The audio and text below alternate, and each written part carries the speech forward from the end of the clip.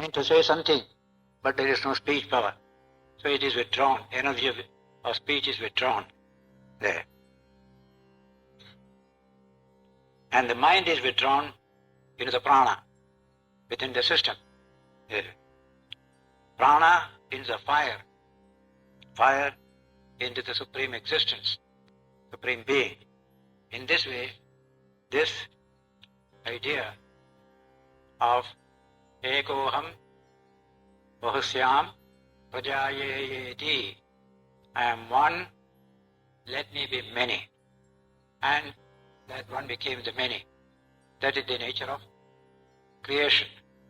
Having said that, finally, a beautiful statement comes here. That which is the subtle essence, all this has got that as the self.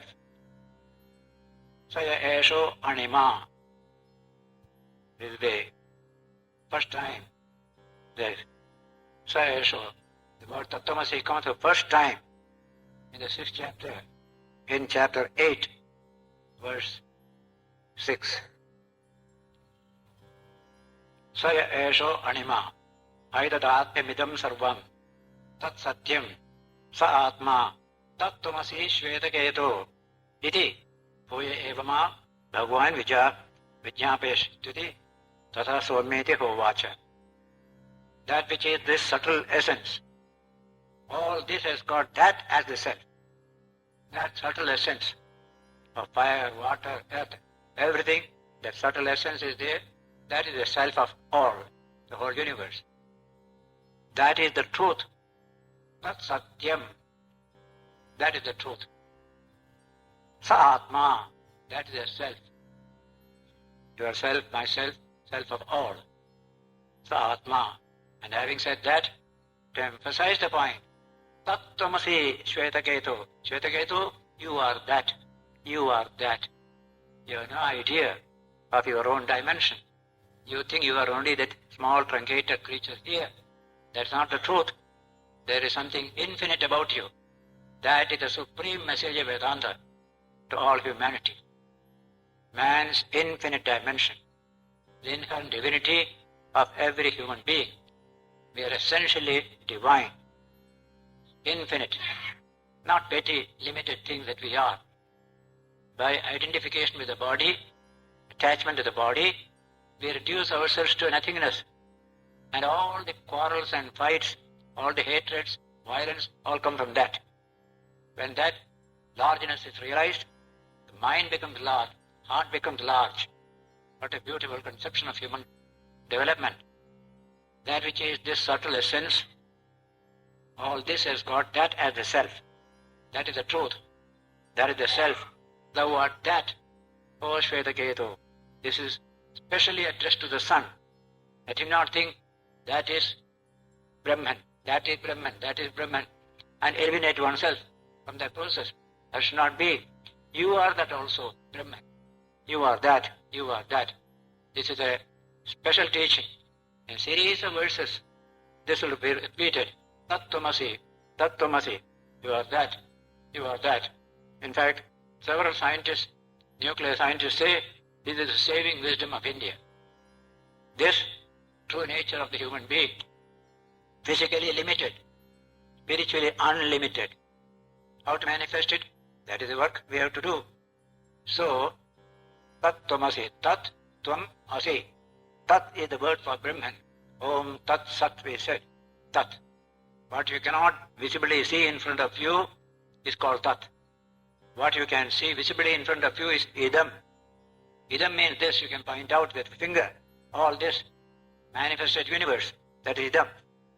But Tat, that which you do not see, the unseen, the unheard, the unknown, that is called the Tat. So you are that, and not this. This which you see with your little eye, here to the ear, limited holes of knowledge you have. This is very, very small. As we say today, the senses conceal more than they reveal.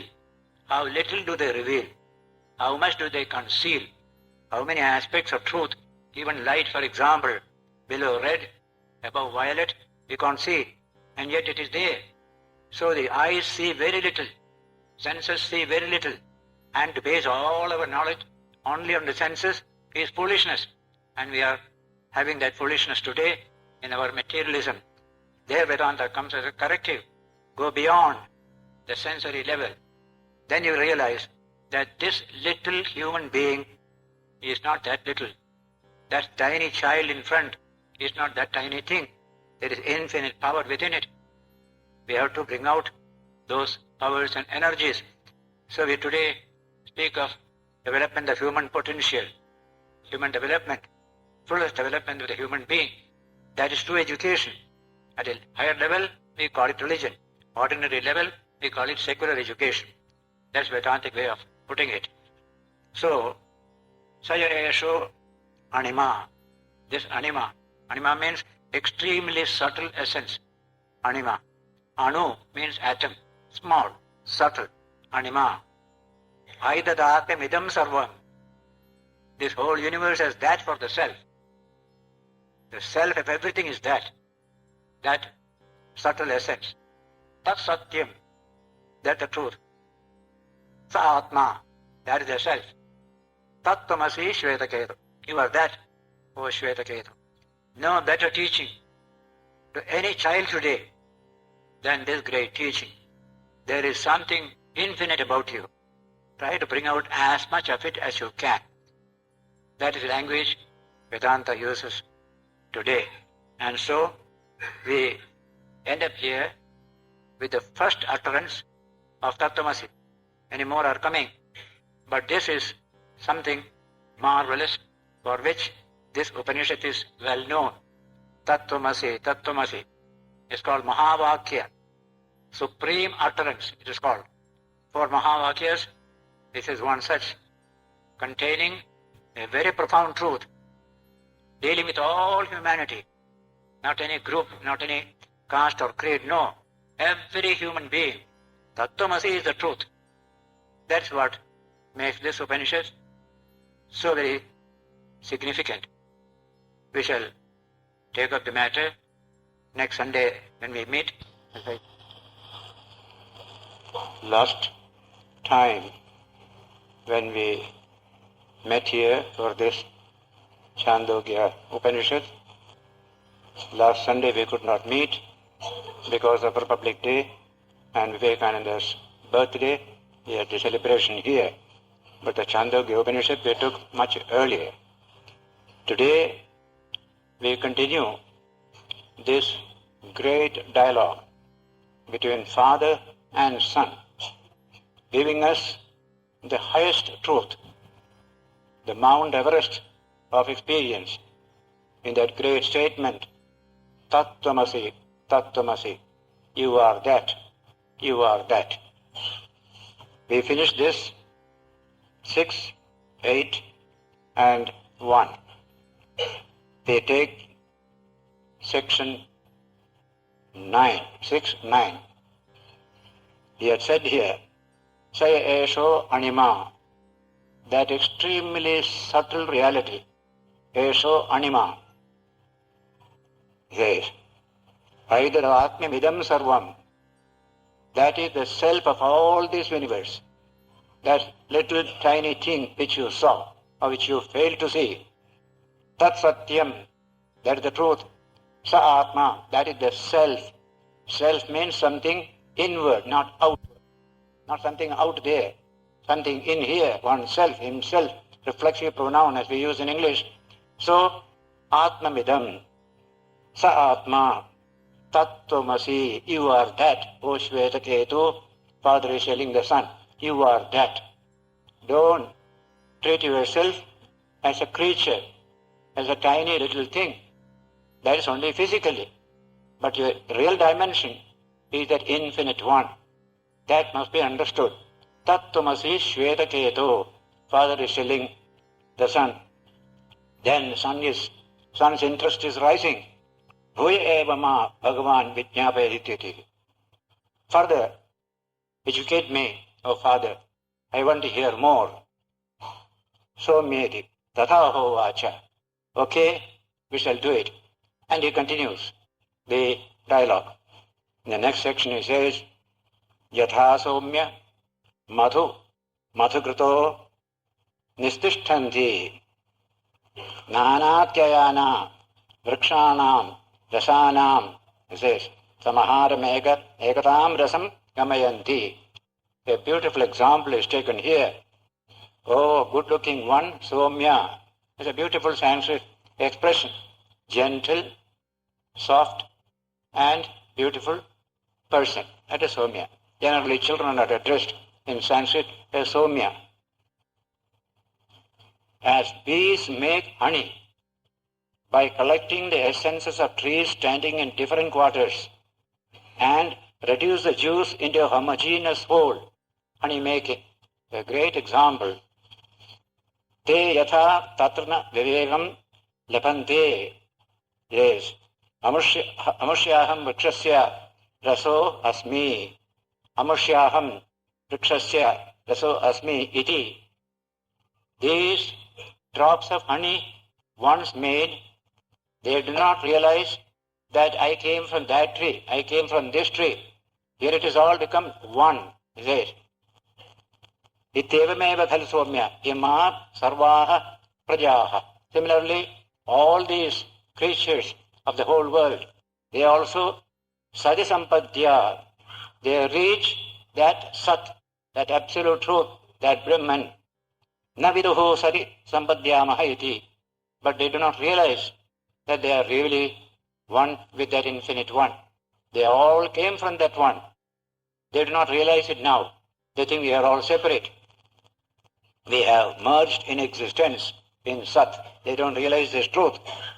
Taiha, Vyagro va, Simho va, Vrko va, Varaho va, Kito va, Patango va, Damsho va, Mashako va. Yad yad bhavati, bhavanti, tada bhavanti. Whichever creatures they may have been here in this world, whether tiger, lion, wolf, pig, insect, grasshopper, gadfly or mosquito, they become that. Here they appear like this, but there, just like the honey, they all become one homogeneous reality. That is Brahman, Sat, existence. Yes. The idea implied is the tendencies which the transmigrating beings had before do not get eliminated even after the lapse of 1,000 crore of years. This idea follows from another Upanishadic text. They are born in accordance with their mental impressions. A tiger has a tiger mind, a tiger attitude. He cannot change. So also a lion. They have no power to alter this particular attitude. Only the human being has the power to change attitudes, to correct a mistake. All these things human beings have, but not these creatures. Ima somya. Sarayesho anima. Same thing is repeated. Aidadatmamidam sarvam. Tat satyam. Sa atma. Tattvamasi shvetaketo. Iti. Bhuya eva ma bhagavan. Vijñāpayati. You are that. Shvetaketo. That is the self of the whole universe. And then hearing this, please tell me more. I want to hear more about this. This Tattvamasi will come several times, probably 15 or 16 times, taking example after example. That is the main theme of this chapter, the real status of every one of us. We are that one. We have been caught up in the net of Maya. Then we become separate. When we are out of the net, we know we are free, we are that one. So Tattvamasi is a truth, but not a fact yet. As a fact, we are a simha, we are a tiger, we are rich, we are poor, we are this, we are that. That is a fact. But the truth is, we are that. We are the infinite Atman. That is our true nature. Ima somya. Another example. Nadya. Purastad prachya syandante paschat pradichyana. These rivers, eastward flowing rivers, they flow to the east like Ganges. Westward flowing rivers flow to the west like the Sindhu In the, it says here, from the sea, then from the sea and merge in the sea itself. They just go to the sea, merge in it, and then what happens? They become one with the sea, as they do not realize there, I am this river, I am this river. In the sea, there is no such distinction. I am the Ganges, I am the Sindhu, nothing at all. There everything is one, infinite reality. All these creatures, having come from Sat, existence, or being, do not realize we have come from existence. Whichever creatures they were here in this world, whether tiger, lion, wolf, pig, insect, grasshopper, gadfly or mosquito, they become that. That is the teaching. One is the fact of our daily life. We are weak, we weep, we cry, we fight, we kill, we do so many things. That is our fact. But what is the true nature of this man? That is a different story. Just like in a mental hospital, each one behaves in a particular way, very strange ways. But what is the truth of these people? They come from good families, some of them are professors, some of them are coming from very great position, but here they have become changed. They become absolutely helpless, without any peace of mind. They are sometimes sitting in a corner of the room. Why is it so? They have forgotten their true nature. A Maya has come over them. We have to give them back their status. Their Tattvamasi will be the application to make the person understand the true nature. Tattvamasi, Tattvamasi. You are not this, you are that. You are the son of so and so. You have that status. You are not this. A Maya has come over you. A psychic delusion has come over you. The whole of human life is like that psychic delusion. We have forgotten our true nature. So this separateness, and out of separateness comes suffering, violence, crime, everything will come from the notion of separateness, which is a wrong notion. We are all essentially one. The world is going in that direction. You can see today, even the everyday papers, you will find the whole direction. We are going towards a certain unity from multiplicity. That is progress. That is progress. So, Mahatma says, Sayesho anima, aidadatmamidam sarvam, tat satyam sa atma, tat tamasi shvetaketu. Same thing repeated once again. Please explain to me again. Still further, the boy said. Now comes another example. A big tree, he pointed out. Asya somya mahato vrikshasya yo mole abhyahanyat jivat sanvedyo madhye abhyahanyat jivan samvedyo de agre abhyahanya jivan samvedsa esha jivena atmana anu bhuta pepiyamano modamaninshtati. Oh, good-looking one, if anyone strikes at the root of this big tree, it exudes juice while living, if it is a living tree. If one should strike at the middle, it exudes juice while living. If one should strike at the top, it exudes juice while living. This one, as such, pervaded by the individual soul, continues happily while drinking the sap. Whatever sap is there, it drinks and exists as a tree. That is how a tree is a living entity. But asya yadekam shakam jivo jahati atha asa shushyati dvitiyam jahati atha sa shushyati tritiyam jahati atha sa shushyati sarvam jahati sarva shushyati. If the individual soul discards any one of the branches of this tree, any one branch is discarded by that life principle inside the tree, that is this sap, this juice, then what happens? Then that branch dries up. If he discards a second branch, then that branch also dries up. If he discards a third one, then that dries up. When he leaves the whole tree, then the whole tree dries up. That is the example that is given. Evameva khalu. Exactly like this, really. Somya vidhi iti hovacha. This is the position Said the teacher, said the father, Jivapetam vava kiledam mriyate, na jivo mriyate iti. There is a profound utterance often quoted by commentators. Jivapetam vava kila idam mriyate. If it is separated from the soul, jiva, that living principle inside, then it dies. So long as the living principle is there, it is alive, it is vital. That which is this subtle essence, all this has got that as the self.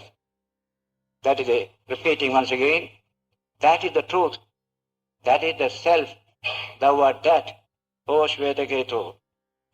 From the fact, Shankaracharya says, that no sooner are creatures born than they hanker after breastfeeding and have fear and other things.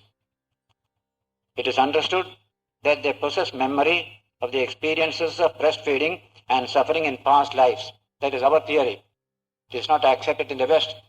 But we have that theory that memory doesn't need this brain. As an instrument for functioning, we need it. But the mind can store. We call them samskaras.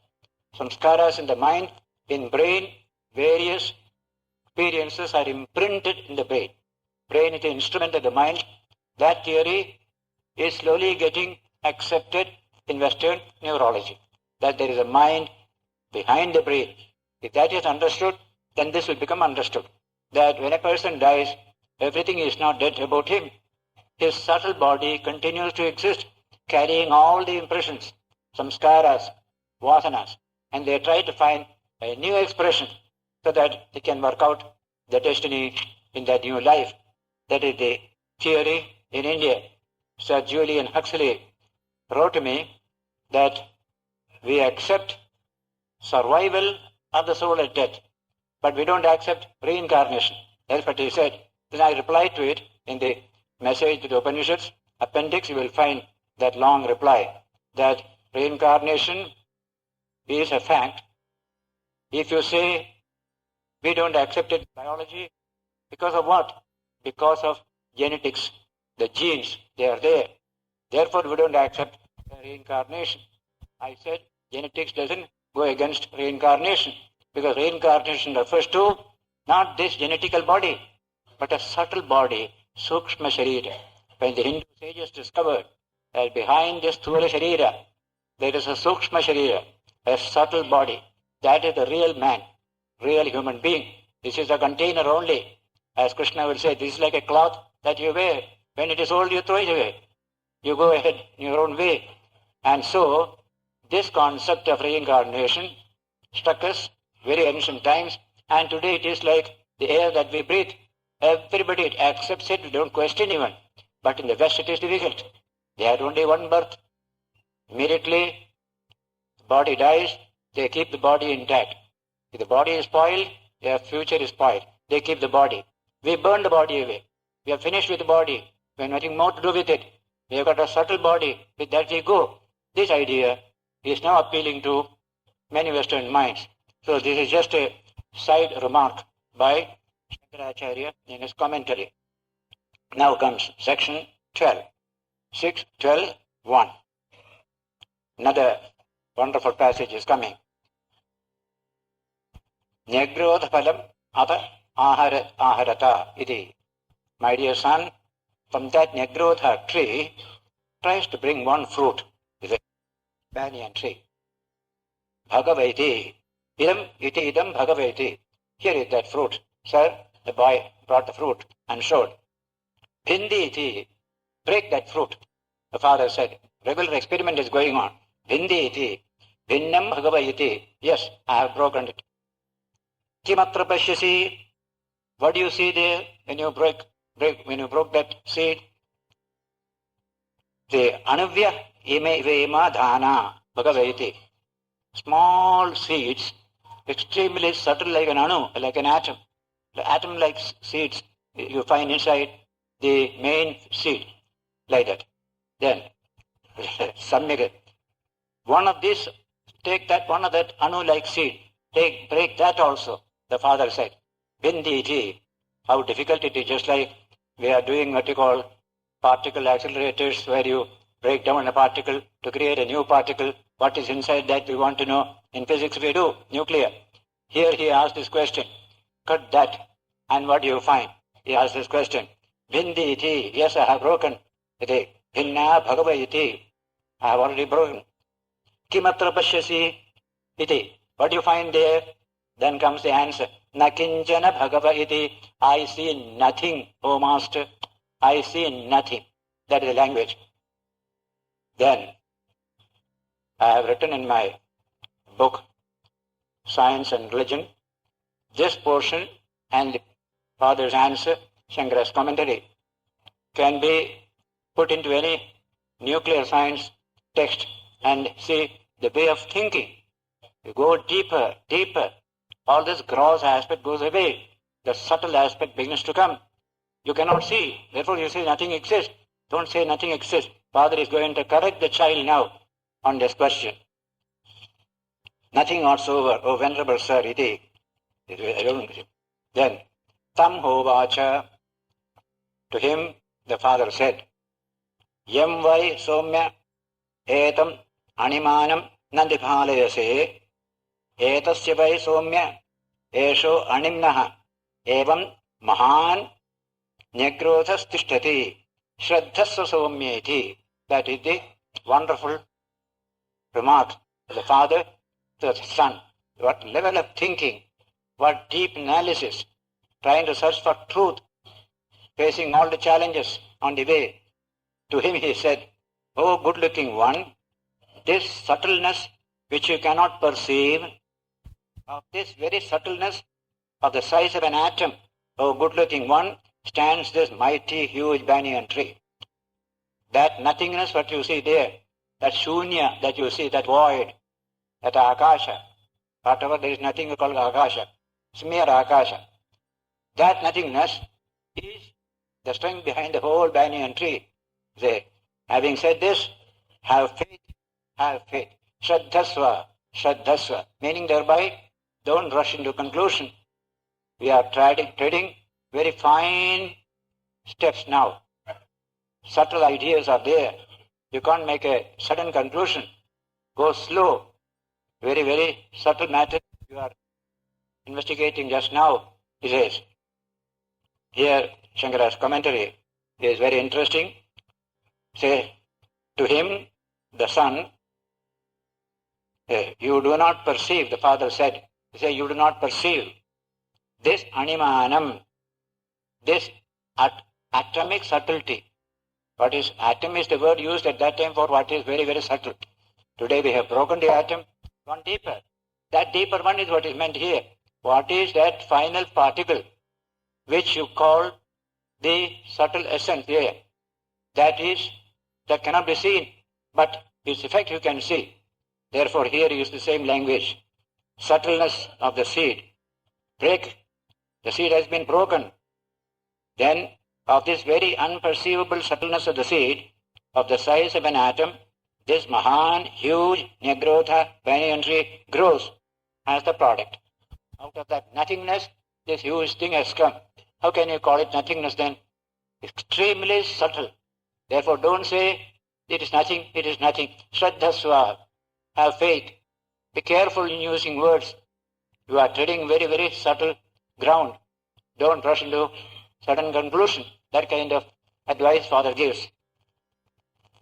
There. With mighty branches, trunk, fruit, leaves, or therefore, O good-looking one, Shraddhasva, have faith, that this gross universe, which is a product and is possessed of name and form, this is all to be considered as real, which I can touch and feel and see and all that. That's called the reality for us.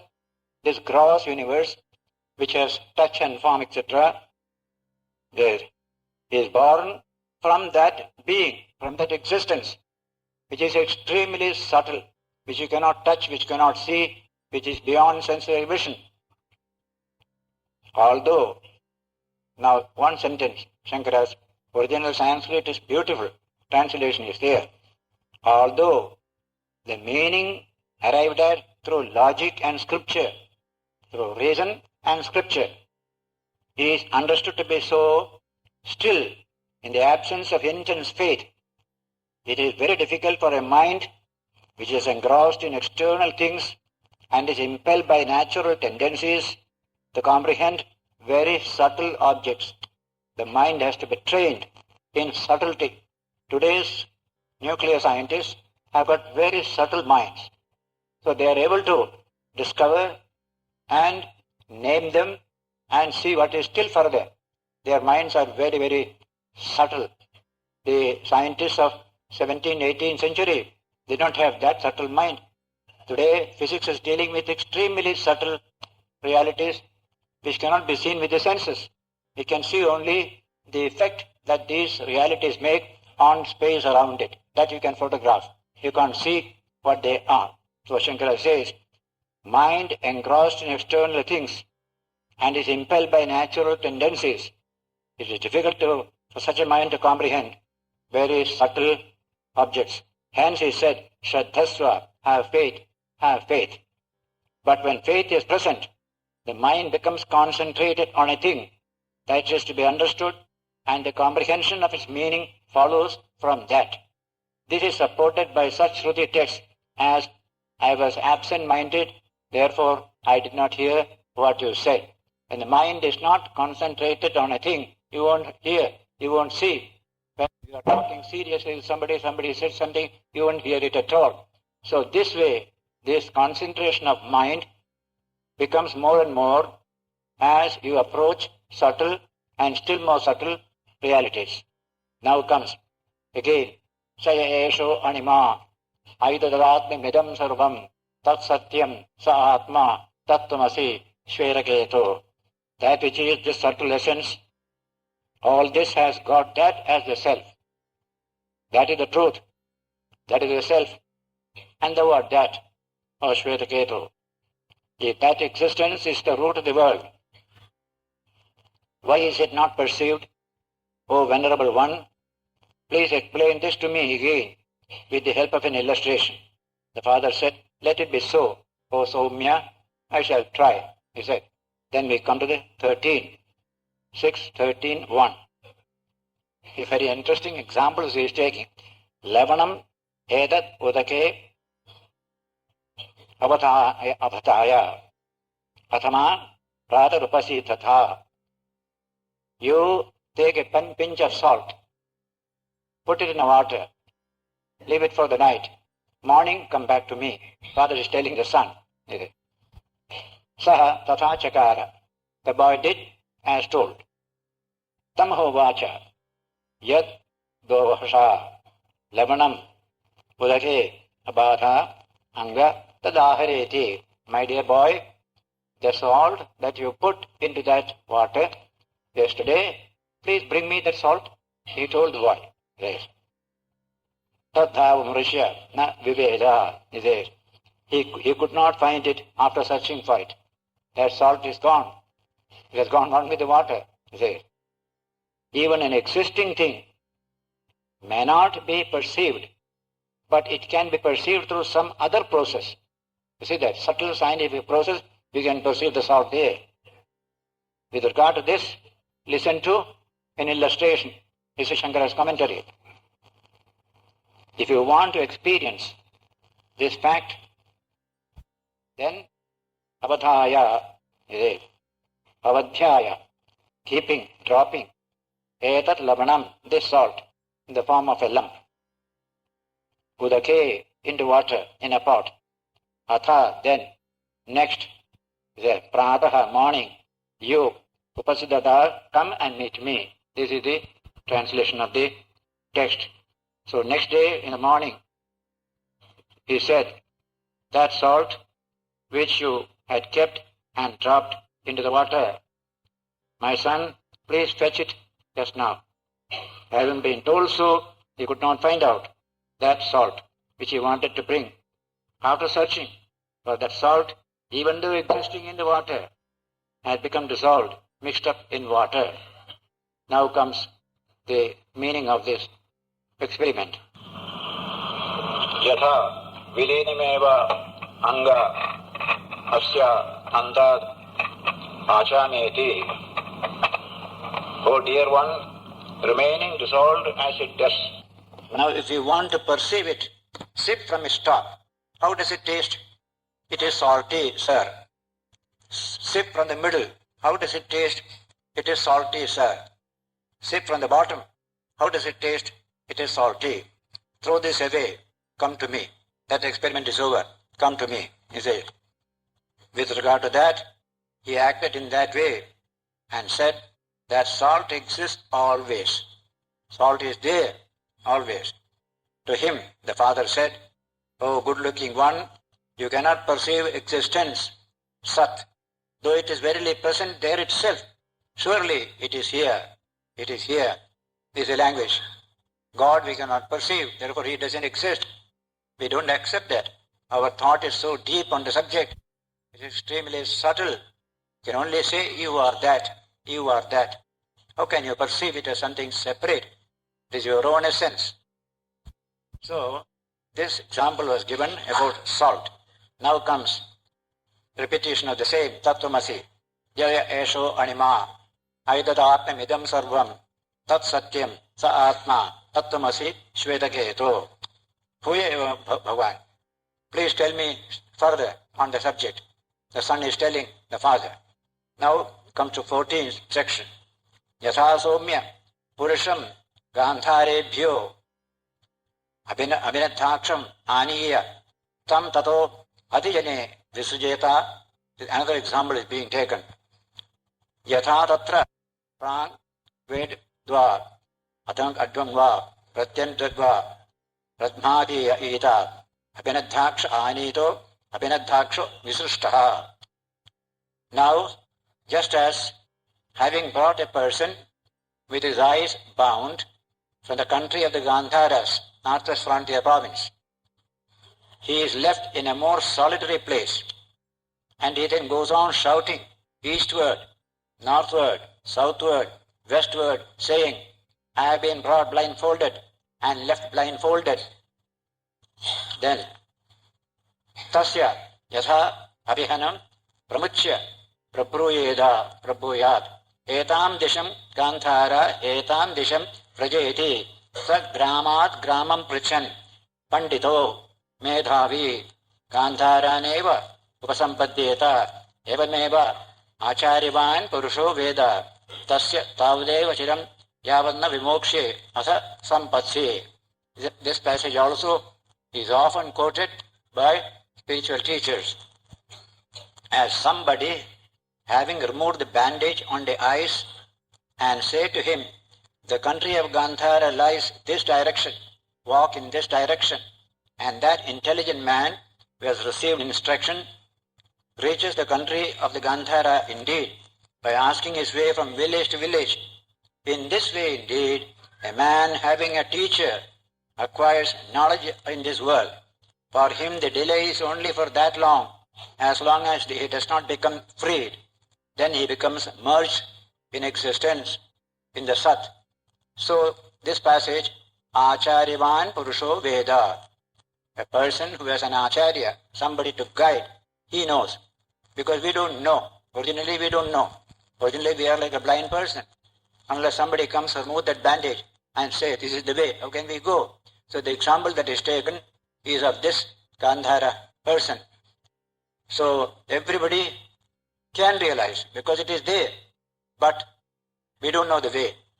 So we want to get it from somebody who knows. This is how the concept of Guru came into this country in all these matters. Even for physical things, we need a teacher. You want to have physical culture, go to a teacher, physical culture teacher. He will develop your body. If you want physics, go to a physics teacher. He will teach you. So all knowledge needs somebody to communicate to us, and he must have it himself.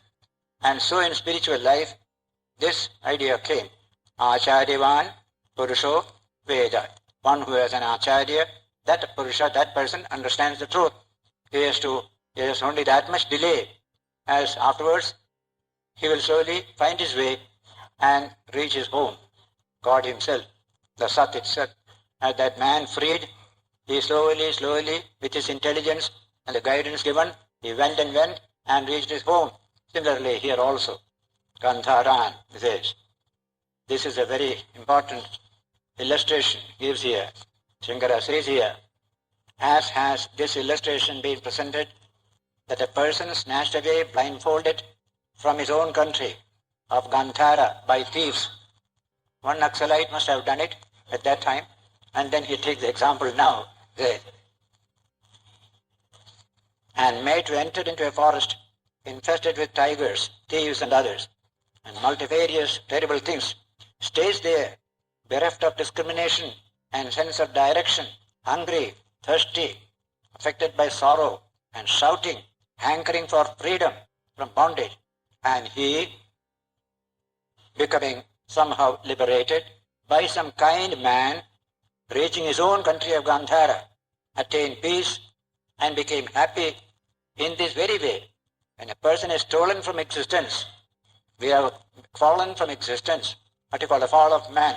In the theological language, this is philosophical language. We have just forgotten our true nature. Then we remember we are thinking this and that, etc., which is the real self. By thieves such as merit and demerit, attachments, aversions, all these are thieves who have taken us away from that spiritual reality.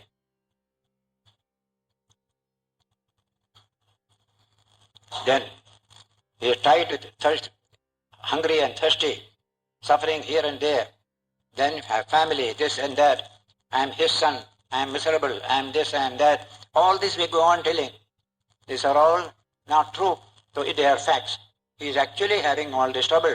But the truth is that he has fallen from his own original state.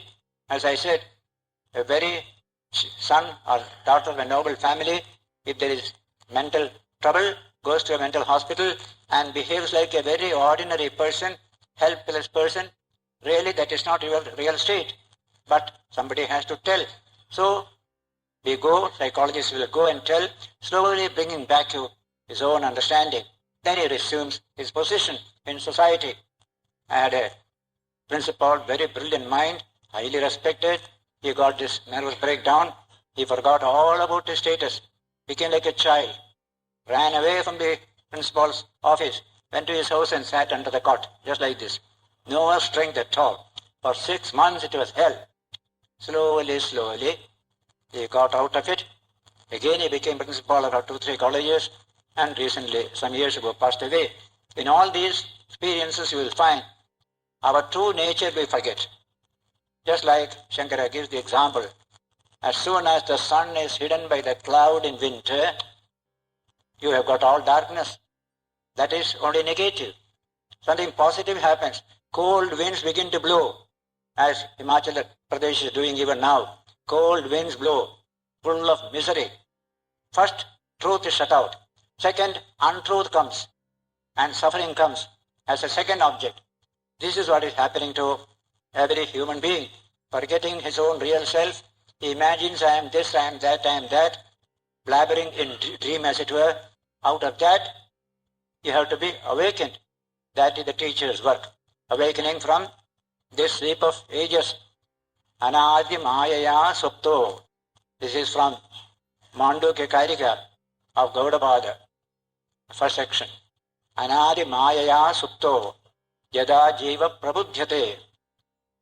Says, when the Jiva wakes up from the Maya of ages, from the sleep of the Maya of ages, he just wakes up. What does he find? Now that he has newly become the Atman. He says, I was always the Atman, only I forgot about it during that sleep, that's all. Ajanmanidram aswapnam advaitam buddhyate tada. He realizes that non-dual reality of the Atman, which it was always that. But in deep sleep, he had forgotten all this. He assumed various shapes in dreams, but all that is gone when you wake up. The word wake up therefore comes in Vivekananda again and again. Wake up, wake up, wake up. Uttishtata jagrata. That jagarana is a great word in Sanskrit. We are all asleep on the plane of reality. We are awake on the plane of appearances. Now wake up from the sleep of ages. Then look at the truth. then everything becomes clear to you. This is the idea. One song Sri Ramakrishna used to sing in the Gospel of Ramakrishna, you will read. I